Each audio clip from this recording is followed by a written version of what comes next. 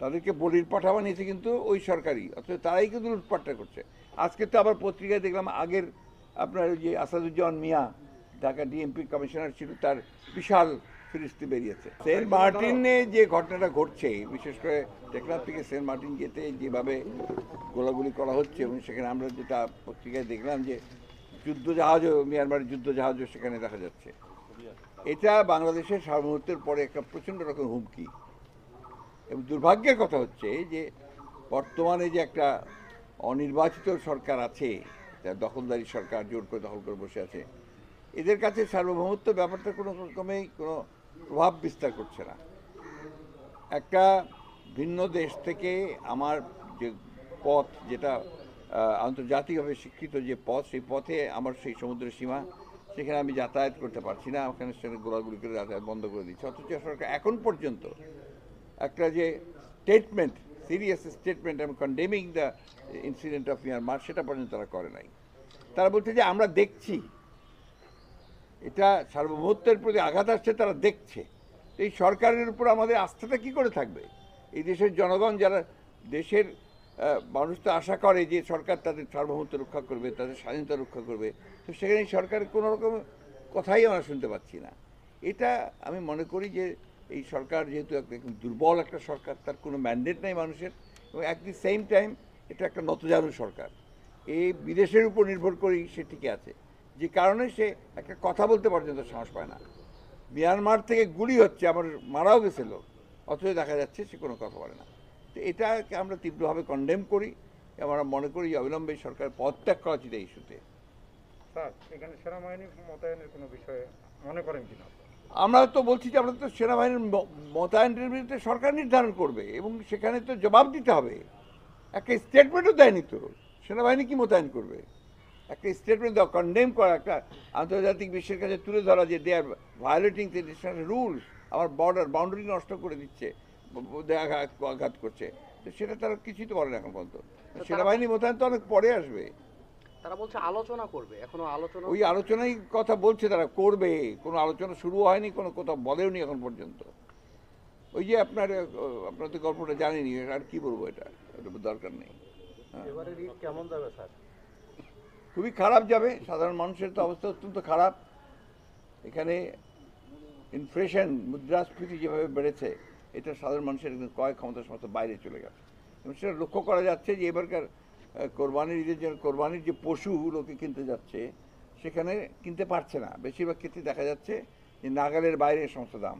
এবং ঢাকাতে তো পরিষ্কারভাবে কোনো লোকই নেই বাজারে, পশুর বাজারে, হাটে কোনো মতো লোক নাই, কেউ কিনতে পারছে না। এবং এটার কারণটাই হচ্ছে যে মানুষের আর্থিক অবস্থা চরমভাবে খারাপ হয়েছে। এই সরকার তো বেসিক্যালি তার লুট করে দেশের সমস্ত সম্পদকে বিদেশে পাচার করে দিয়েছে, ব্যাংকগুলো থেকে লুট করে শেষ করে দিয়েছে, এবং অর্থনীতিকে চরম খারাপ অবস্থায় নিয়ে এসছে। কয়েকদিনে আপনারা দেখেছেন সবাই যে দেশের প্রখ্যাত অর্থনীতিবিদরা তারা বলেছে যে দেশের অবস্থা, অর্থনৈতিক অবস্থা অত্যন্ত খারাপ, নাজুক অবস্থা।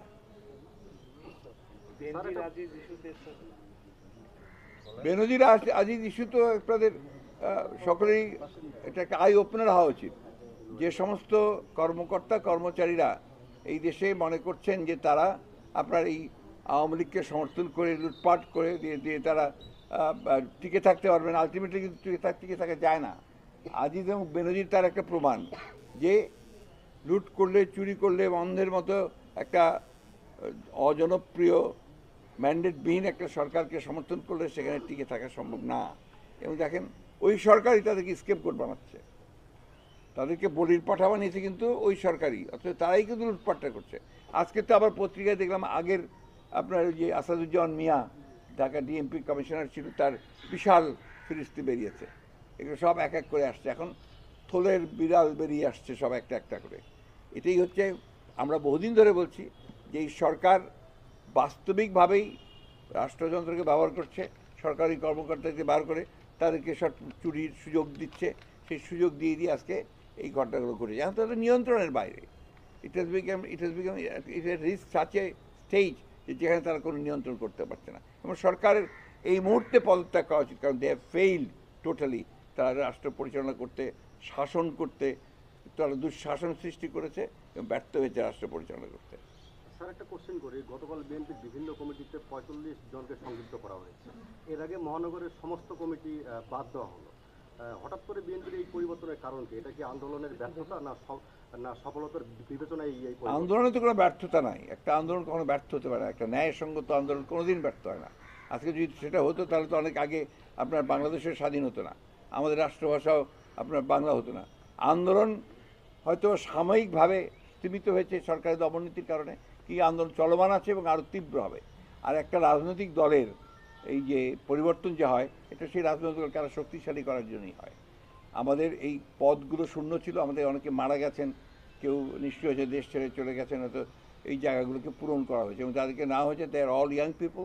তো আমরা অত্যন্ত আশাবাদী যে এই পরিবর্তনের পর আমাদের দল আরও বেশি শক্তিশালী হবে।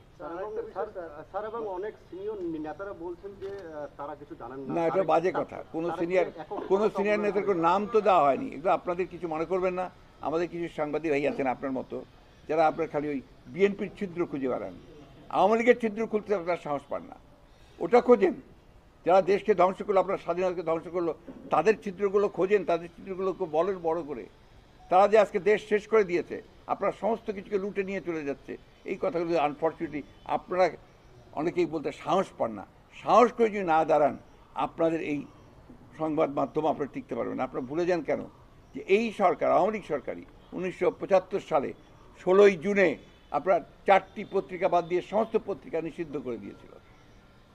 সাংবাদিকরা তখন ভিক্ষা করতো, ফেরি করতো, ফল বিক্রি করতো। দেশ গভর্নমেন্ট আজকে সেই অবস্থায় তাহলে নিয়ে এসছে। আপনারা অনেকগুলো চ্যানেল হয়েছেন, কিন্তু আপনাদের একমাত্র কাজ হচ্ছে যে আপনাদের মালিকের ইচ্ছা ছাড়া আপনি কিছুই করতে পারবেন না। এবং ওই জন্যই প্রশ্নগুলো আপনারা করতেছেন। বিএনপিকে আপনার বিএনপি সাংগঠনিক পরিবর্তন করবেই, তার প্রয়োজন হলে সে করবে না। এটা কোনো ন্যাশনাল ইস্যু না। তো ন্যাশনাল ইস্যু হচ্ছে আমি যেগুলো বললাম সেগুলো। আরেকটা বিষয় হচ্ছে স্যার, আপনাদের নেতাকর্মী এবং আপনার বিরুদ্ধে যেসব মামলাগুলো হয়েছে সেগুলো দ্রুত চার্জশিট দেওয়া হচ্ছে, এই বিষয়টাকে কেমনভাবে দেখছেন? আমাদের দেখার কি আছে? আমরা তো ভুক্তভোগী। আমরা ভুক্তভোগী বহুবার বলেছি যে এদের দেখেন, আজকে পত্রিকা আপনি যদি দেখেন, প্রথম আলোতে দেখবেন একটা পোস্ট ডেলিভারি আছে যে এই আপনার সাবকন্টিনেন্টে শুধু নয়, ফার ইস্ট এশিয়াতে যতগুলো দেশেতে অনেকগুলো নির্বাচন হলো এবং সারা এশিয়াতে যে নির্বাচনগুলো হয়েছে তার মধ্যে, এশিয়া না বিশ্বে, তার মধ্যে কর্তৃত্ববাদী যে দেশগুলো তার নির্বাচনের ইতিহাসগুলো আজকে দিয়েছে। আপনার পড়বেন, আপনারা দেখবেন যে সেখানে এই নির্বাচন করাটা হচ্ছে একটা নাটক, একটা তামাশা। ওটা দেখাতে হয়, ওটা একটা হাতিয়ার হিসেবে দেখায়, কিন্তু আসলে কোনো নির্বাচন হয় না এখানে। তার আগেই বিরোধী দলকে আপনার গ্রেফতার দেখানো হয়, আটকে দেয়, সাজা দেয়। ইভেন ভারতে আপনারা অনেকেই জানেন না, ভারতে এই নির্বাচনের পূর্বে বহু রাজনৈতিক নেতাদেরকে গ্রেফতার করা হয়েছে, তাদের বিরুদ্ধে মিথ্যা মামলা দেওয়া হয়েছে, তাদের বিরুদ্ধে ক্রিমিনাল চার্জ নিয়ে আসা হয়েছে, কারাপশন চার্জ নিয়ে আসা হয়েছে, অনেককে আটক করা হয়েছে, ওদের অ্যাকাউন্ট ফ্রিজ করে দিয়েছে। ইভেন কংগ্রেসের অ্যাকাউন্টও ফ্রিজ করা আছে। কারণটাই হচ্ছে যে এখন যারা এই শাসকরা আছে তারা কর্তৃত্ববাদী, অথরিটেরিয়ান। গণতন্ত্র এগুলোতে নেই। গণতন্ত্র নেই বলেই তাদেরকে ওইভাবেই নির্বাচনটা পার করতে হয়।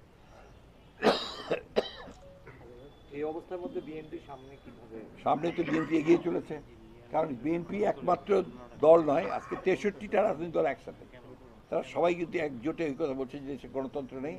গণতন্ত্র প্রতিষ্ঠা করার জন্য আমাদেরকে একজোট হতে হবে, এই সরকারের বিরুদ্ধে আন্দোলন করতে হবে, এদেরকে সরিয়ে জনগণের সরকার প্রতিষ্ঠা করতে হবে। যেহেতু আপনি নির্বাচন নিয়ে কথা বললেন, আপনারা তো নির্বাচনে জাননি, আমরা স্থানীয় সরকার পর্যায়ে নির্বাচন দেখলাম, সারাদিনে ভোট কেন্দ্রগুলো আমরা ফাঁকা দেখছি, কিন্তু খোদ প্রার্থীও অভিযোগ করছে সংবাদ সম্মেলন করে ভোটের যে শতাংশ সেটা বেড়ে যাচ্ছে।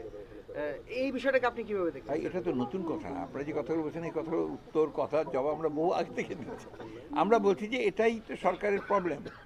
এই সরকার বলে যে আমরা নিরপেক্ষ নির্বাচন করি, তারা নির্বাচন করতে পারে না। নির্বাচন কমিশনকে তারা নিয়ন্ত্রণ করে, রাষ্ট্রযন্ত্রকে নিয়ন্ত্রণ করে, সেই জন্য তো আমরা নির্বাচন বর্জন করছি। আজকে এই স্থানীয় সরকার নির্বাচন থেকে ওটা প্রমাণ হয়েছে যে এখানেও আপনার কোনো, আমরা ছিলাম না, সেখানেও তো একটা আপনার সুষ্ঠু নির্বাচন হতে পারতো, সেখানেও সুষ্ঠু নির্বাচন। আপনারাই বলছেন যে আপনার ভোটার তারা দেখেননি আপনার, অথচ আপনার ভোট হয়ে যাচ্ছে, ভোটার পার্সেন্টেজ দেখাচ্ছে, তাই না? অর্থাৎ এভরিথিং ইজ মেড, তৈরি করা হচ্ছে। Thank you sir. Thank you sir. জি, অনেক ধন্যবাদ। স্যার, আমার একটা প্রশ্ন। হ্যাঁ, বলো। একটু ক্যামেরাটা ঠিক করে নিই, ক্যামেরাটা আমার নষ্ট হয়ে গেছে। বলো। বলেন, আমরা রেডি আছি। স্যার, আমার এই প্রশ্নটা অনেক দিনের। বলো। আপনাকে রাষ্ট্র ব্যবস্থার সঙ্গে যুক্ত থাকার কারণে রাষ্ট্র ব্যবস্থা আপনারাও একটা বড় ধরনের ভূমিকা রাখেন বিরোধী দল হিসেবে, এই জন্য আপনার প্রতি প্রশ্ন করতে আমার। হ্যাঁ, নিশ্চয়ই বলো। প্রশ্নটা হচ্ছে যে গণতন্ত্রকে সফল করার জন্য বিভিন্ন রাষ্ট্রীয় প্রতিষ্ঠানগুলোতে, সংসদগুলোতে বিশেষ করে একাধিক সভা, একাধিক পরিষদ থাকে, কিন্তু বাংলাদেশের গণতন্ত্রকে সুপ্রতিষ্ঠিত করার জন্য একাধিক সংসদে, যেমন ওখানে প্রতিনিধি সভা, প্রতিনিধি পরিষদ, লর্ডস পরিষদ যে ব্রিটেনে, সেরকম একাধিক পরিষদ হলে হয় কি, যেমন ক্লিন্টন একবার জিতেও কিন্তু আরেক পরিষদের ভোটের কারণে সে কিন্তু ক্ষমতা যেতে পারল না। এই যে গণতান্ত্রিক চর্চাটা অনেক বেশি মানে এটা বলবো যে অনেক বেশি কার্যকরী ভূমিকা একাধিক পরিষদ হয় তার উপর। তো বাংলাদেশে এরকম লর্ড সভা জাতীয় কোনো পরিষদ আপনাদের পক্ষ থেকে, আপনারা ক্ষমতা গেলে এই ধরনের কোনো আপনি পরিষদ- কি আমাদের যে আমরা যে 31 দফা দিয়েছি, 31 দফা যেটা আমরা দিয়েছি, এটা কি আপনি দেখেছেন? আমরা কিন্তু এবার আমাদের ভিশন হিসেবে আমরা 31 দফা দিয়েছি। এই 31 দফার মধ্যে আমাদের সুস্পষ্ট বলা আছে, যে আমরা একটা আপার হাউস করতে চাই, অর্থাৎ বাই ক্যামেরাল লেজিসলেচার করতে চাই। আমরা শুধু যারা lower house and upper house করতে চাই, এবং সেটা আমরা আমাদের যে ম্যানিফেস্টো, সেটাতে আমরা যদি আমরা নির্বাচনে যাই আমরা সেটা বলবো। কিন্তু এখন আমরা যেটা আমাদের যে দফার ভিত্তিতে আমরা আন্দোলন করছি, যেখানে আমরা রাষ্ট্র কাঠামো পরিবর্তনের কথা বলেছি, সেগুলোর মধ্যে কিন্তু আমাদের এটা একটা one of the very important issues, এটা আমাদের ভিশনের মধ্যেও আছে। আমরা এটা বলছি, এই বিষয়টা আমরা উপলব্ধি করেছি যে এটা অবশ্যই বাংলাদেশে একটা চেক অ্যান্ড ব্যালেন্স থাকার জন্য দুটো হাউস হওয়া উচিত, এবং একই সঙ্গে একটা হাউসে যারা নির্বাচন করেন না, এই ধরনের জ্ঞানী গুণী মানুষদেরকে সেই হাউসে নিয়ে আসারও প্রয়োজন আছে।